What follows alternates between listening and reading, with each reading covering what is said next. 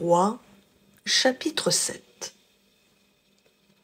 Construction du palais de Salomon. Quant à sa maison, Salomon la bâtit pendant 13 ans et il acheva ainsi toute la cité royale.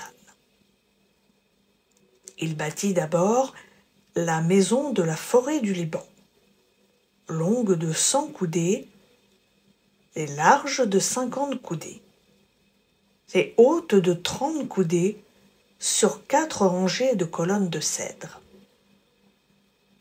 Il y avait des poutres de cèdre sur les colonnes. Elle était recouverte de cèdre par-dessus les planches qui étaient sur les colonnes, au nombre de 45, 15 par rangée. Il y avait 3 rangées de claire-voie et 3 pas d'une embrasure à l'autre. Toutes les ouvertures et tous les encadrements étaient à claire-voie et carrés. De devant une embrasure à l'autre, il y avait 3 pas. Il fit le vestibule des colonnes, long de 50 coudées et large de 30 coudées, et un vestibule en avant avec des colonnes et un entablement en avant.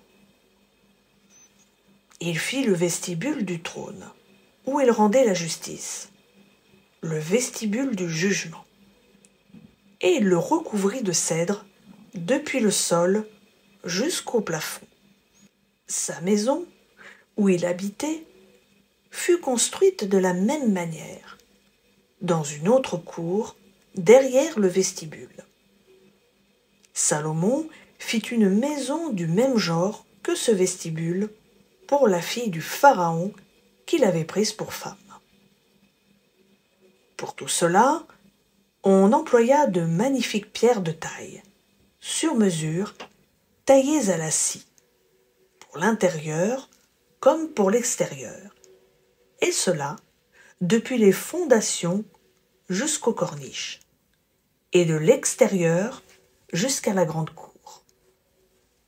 Les fondations étaient en magnifiques et grandes pierres, en pierre de 10 coudées et en pierre de 8 coudées, les 2 colonnes de bronze, la mer de bronze, les bassins et les divers ustensiles pour le temple.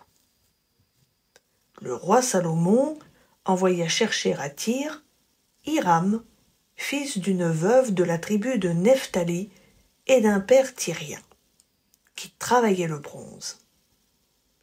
Il était rempli de sagesse, d'intelligence et de connaissance pour faire toutes sortes d'ouvrages de bronze.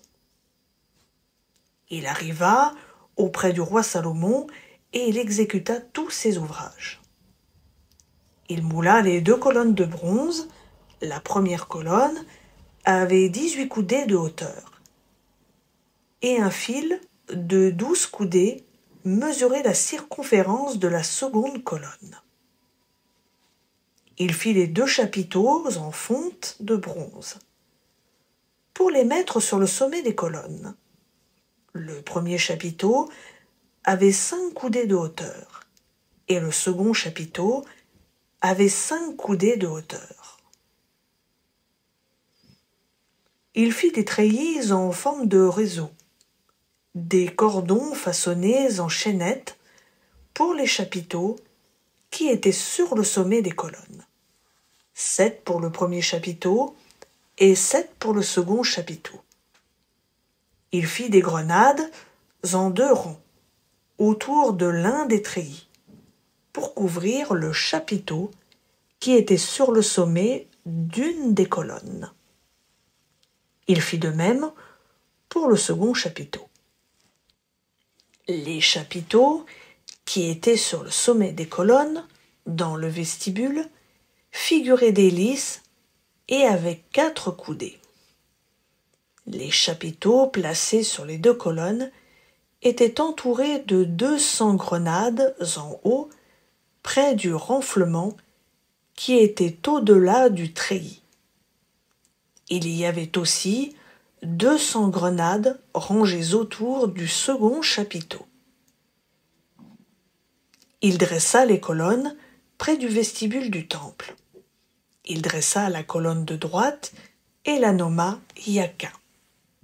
Puis il dressa la colonne de gauche et la nomma Boaz. Il y avait, sur le sommet des colonnes, un travail figurant des lys. Ainsi fut achevé l'ouvrage des colonnes. Il fit la mer de fonte. Elle avait 10 coudées d'un bord à l'autre, une forme entièrement ronde, 5 coudées de hauteur et une circonférence que mesurait un cordeau de 30 coudées. Des coloquintes l'entouraient au-dessous de son bord, 10 par coudée, faisant tout le tour de la mer. Les coloquintes, disposées sur 2 rangs, étaient fondues avec elle, en une seule pièce. Elle était posée sur 12 bœufs, dont 3 tournés vers le nord, 3 tournés vers l'ouest, 3 tournés vers le sud et 3 tournés vers l'est.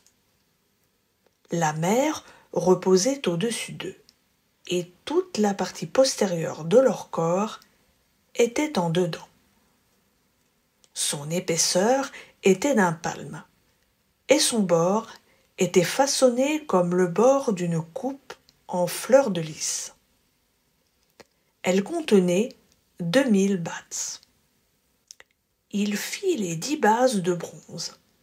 Chaque base avait 4 coudées de longueur, 4 coudées de largeur et 3 coudées de hauteur. Voici comment étaient faites ces bases. Elles étaient formées de panneaux, ces panneaux étant pris entre les montants.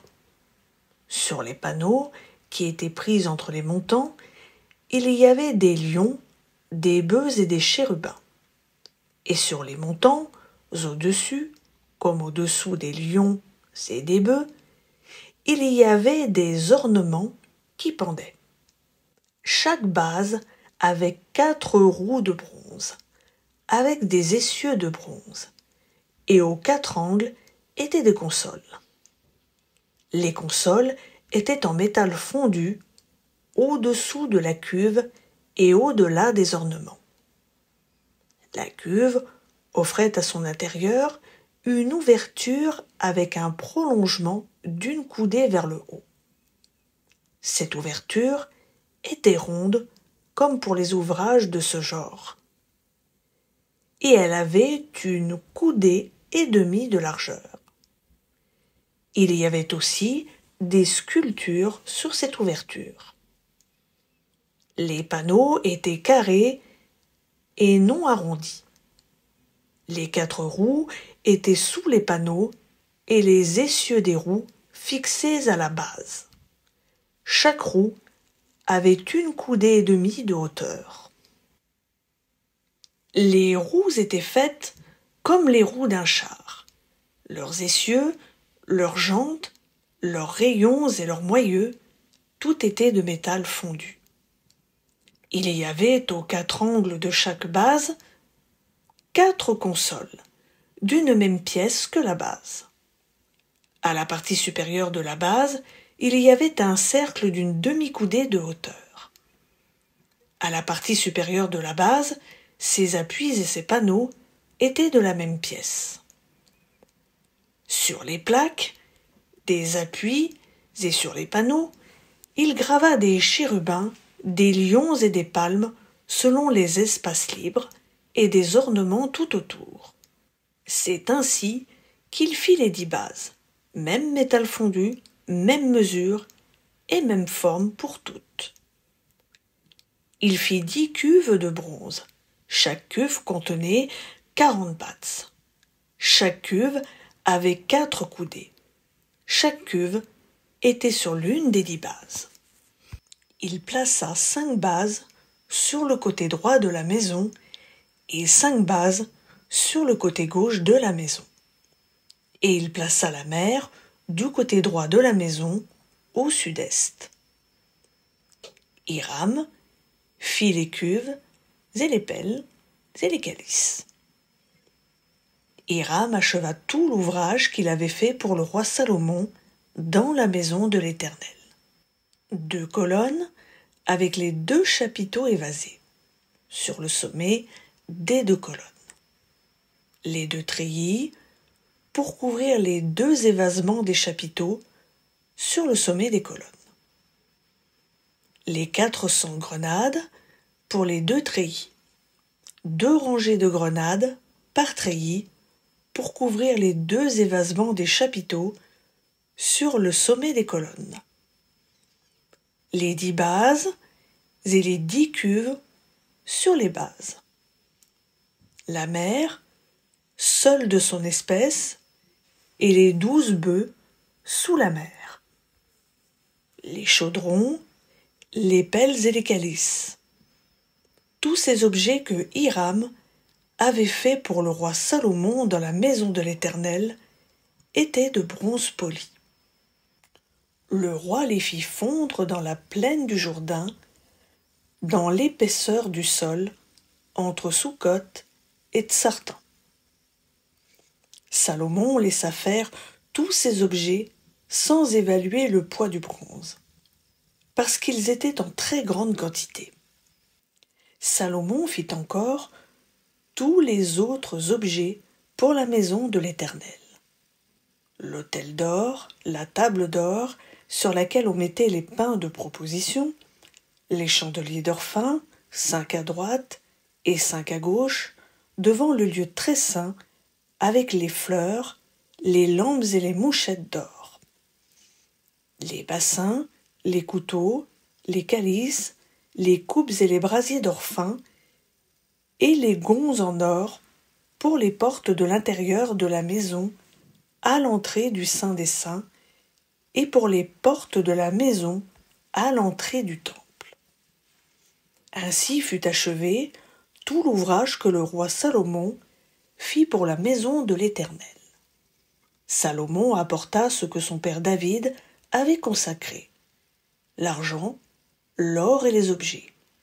Il les plaça parmi les trésors de la maison de l'Éternel.